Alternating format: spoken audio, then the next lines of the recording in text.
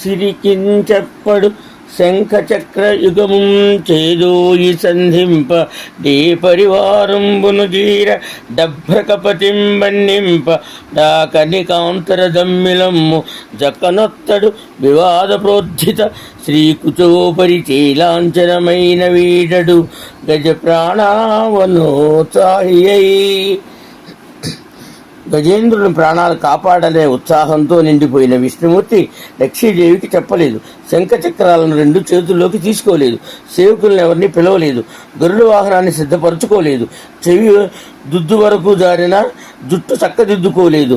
ప్రణయ కలహంతో ఎత్తిపట్టి లక్ష్మీదేవి కొంగునైనా వదలలేదు. గజేంద్రుడిని కాపాడిన విధముగానే మనము కూడా మనస్ఫూర్తితో భగవంతుణ్ణి ధ్యానించిన తప్పకుండా విష్ణుమూర్తి వచ్చి మనని రక్షిస్తాడు.